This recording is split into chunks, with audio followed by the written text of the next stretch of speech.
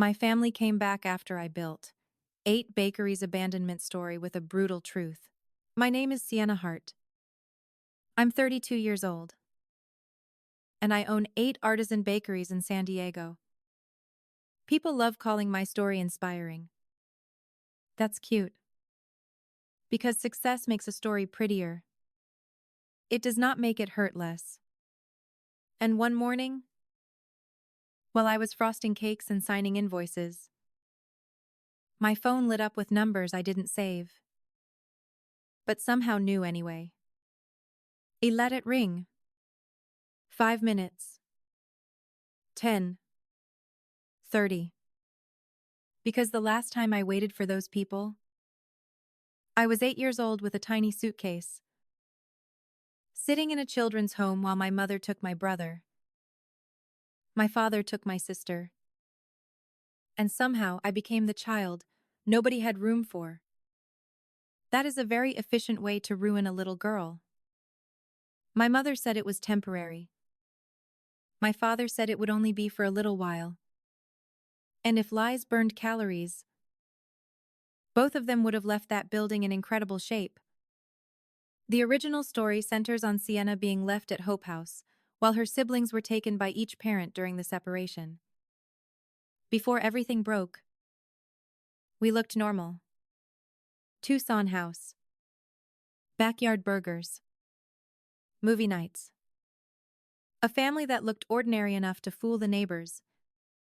Then my father lost his job. Bills stacked up. Arguments got louder.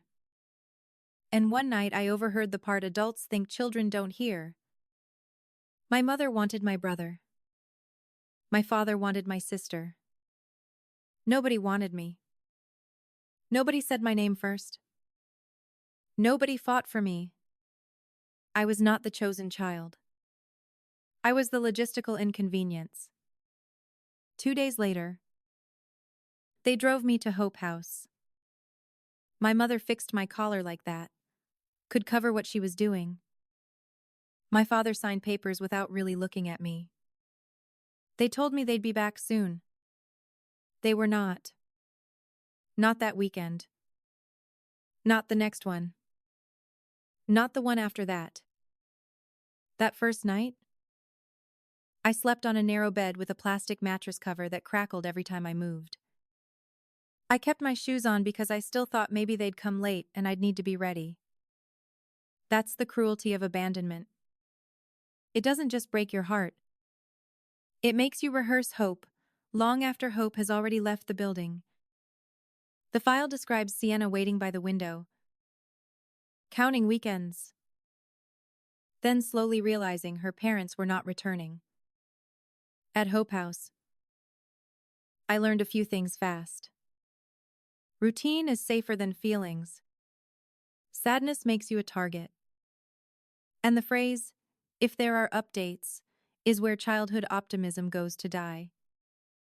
A girl there asked me once, "Did they say they were coming back?" I said yes.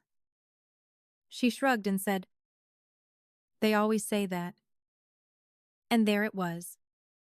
One sentence. No ribbon on it. No mercy in the packaging. After that, I stopped waiting by the window. But I never really stopped listening. I went through foster care after that. Different homes. Different rules. Different flavors of temporary. One house kept my clothes in trash bags for months. Another had too many kids and too little care. One foster mother smiled in public and whispered poison in private. She once made it sound like maybe if I had been easier to love, somebody would have kept me. Amazing. Isn't it? How broken adults can fail a child and still audition for the role of victim. But I survived. Quietly. Usefully. Like a child who learns that being low maintenance is the closest thing to safety. Then the thing that saved me happened in a kitchen. An older baker named Ramon Ellis started teaching me how dough works. How yeast wakes up. How bread rises. How patience changes texture. And for the first time in my life, I touched something that responded to care. That mattered. People had always been unpredictable. Love had always come with an exit. But baking was honest. You showed up. You followed the process. You stayed steady. And something beautiful came out of the oven. Imagine that. Consistency. What a radical concept. The source shows Sienna discovering baking through Ramon and finding structure, disciplina, and respect in the kitchen. Then came Mrs. Brooks, a counselor who looked at me and saw more than damage. She told me I liked order. I liked making things happen with my hands. She helped me into culinary classes. Ramon helped me practice. Those two people gave me something my biological family never did. A future with my name on it. By I aged out of the system with one duffel bag, too much paperwork, and a hunger that had nothing to do with food. I moved to San Diego, worked mornings, studied by day, cleaned bakery equipment at night, lived on coffee, toast, and anger with good posture. Then I started selling pastries at a farmer's market. People came back. They brought friends. They asked where my shop was. I didn't have one. Yet. That word changed everything. Not yet is hope with muscle. That market brought me Tessa, who could read a spreadsheet like gossip, and Adrian, who took one bite of my orange rosemary scone and looked like he had just seen heaven in laminated pastry. I built slowly. Pop-ups, catering, a breakfast window, then a real store, then another, and another. By32. My bakery brand. Second morning. Had 8 locations across San Diego County. I had a home. Real friends. A good man. Meaningful work. And the kind of peace that used to feel fictional. The file explains how Sienna built Second Morning from pop-ups into 8 bakeries and created programs supporting foster youth. Then I gave an interview. I told part of the truth. Not all of it. But enough. Enough for people to finally use the right word. Abandoned. 3 days later. The calls started. My brother. Me sister. My mother. My father. Voicemails. Texts. Urgent little messages dressed up as family feeling. We need to talk. There's so much you don't know. Your father is sick. Your mother is beside herself. Of course she was.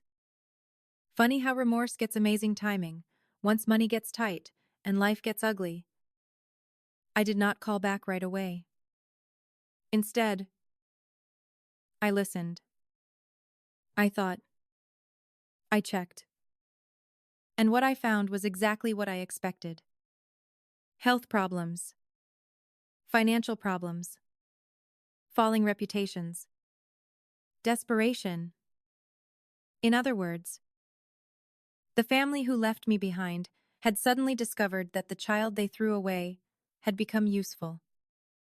The uploaded text states that after Sienna's interview went viral, her relatives reached out while facing illness, financial strain, and instability.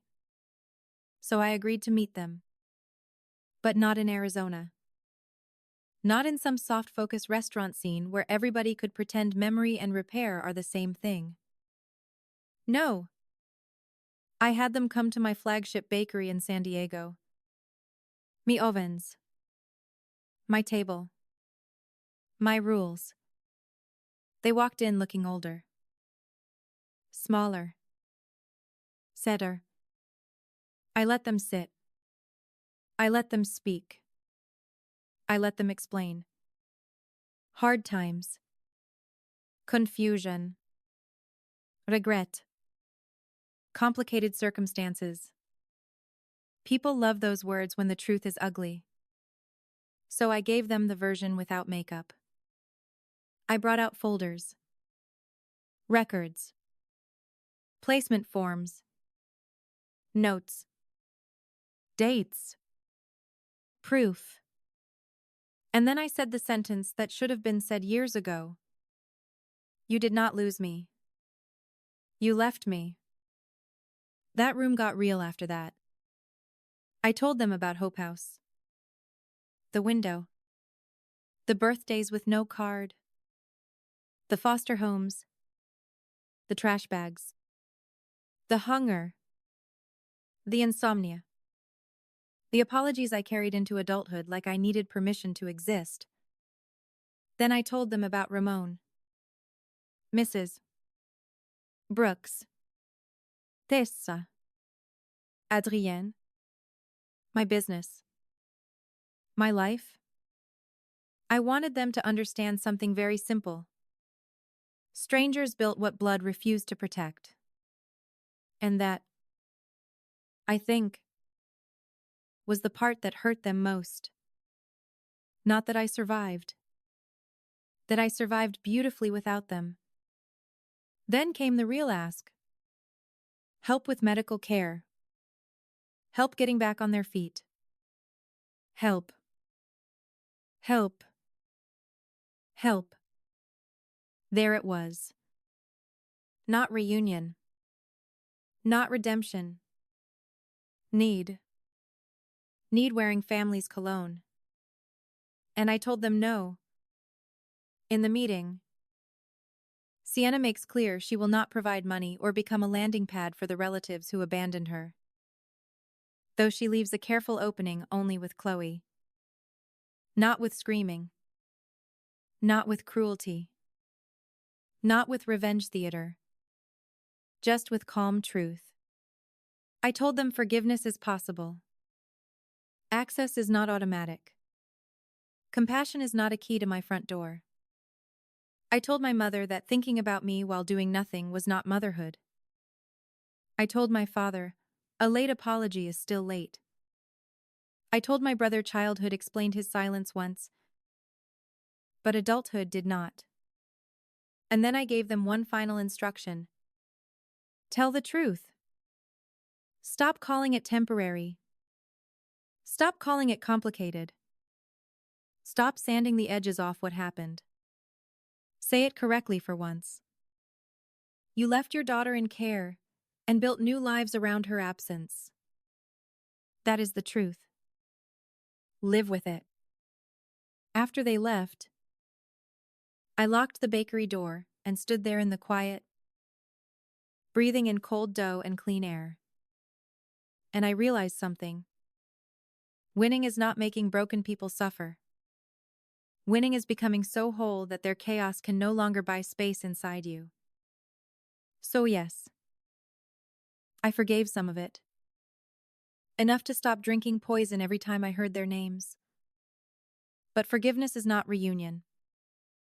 Understanding is not surrender. And being generous does not mean volunteering to be used twice. The little girl they left behind still lives inside me.